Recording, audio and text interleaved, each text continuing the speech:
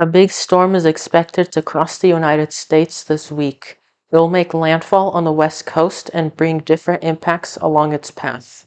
At the same time, a hurricane will hit the Mexican coastline.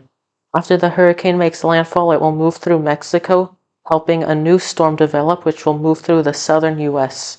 As that storm moves through the south and brings heavy rain, especially to Georgia and Florida, the other system is going to be causing threats of flash flooding across the central portion of the country. The upcoming week of weather is going to be quite chaotic, so let's see what you can expect. First off, let's take a look at what's going on today. For Sunday, October 8th, the remnants of Tropical Storm Felipe made landfall and coalesced with an incoming cold front, which brought some rain to the northeast last night. This caused some flash floods and also some power outages, especially across Maine. As the storm pulls away, cold air is moving in behind it. This has caused an interesting weather event to form known as lake effect rain. The lake effect rainfall may lead to some isolated flash flooding today, especially around Watertown, New York. But that's not the main story.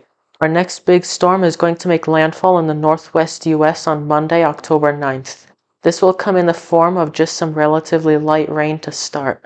The rest of the storm will fill in and spread inland on Tuesday, October 10th. This is roughly the time that Hurricane Lydia, which is in the eastern Pacific, will be impacting Mexico. So now we have not one but two storms to track as we go forward. By October 11th, moisture will move into the south and that atmospheric river will continue to help push that new storm further inland. The southern piece of energy will quickly move north and east towards Florida by October 12th, with the new storm moving into the central US. This will allow for that low pressure area to deepen. We will also start to see an area of rainfall develop over the Midwest. As the storm develops to the west, we're going to see that rainfall continue to develop over this region. This storm really takes shape later on the day on October 12th, with heavy rain possible in the northern plains, and if it's cold enough, we may even see some snow. The system will then start to move quickly, heading into the upper Midwest and Great Lakes by October 13th. By the 14th, the rain will start moving into the northeast. The storm looks to linger in the northeast for a couple days, with everything slowly moving away by October 16th. After reviewing the model information, it's looking like we may be dealing with this storm for at least a week. The first thing to look out for with this storm may be severe weather. The Storm Prediction Center is currently not expecting any organized severe weather for at least the next 3 days, with nothing in effect for the 4 to 8 day period. This may change though, so keep checking back for updates.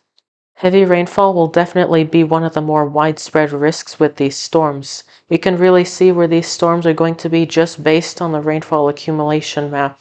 Northern California into western Washington and Oregon will see a few inches of rain. For the interior northwest, less precipitation is expected overall, with generally up to 1 inch of liquid precipitation.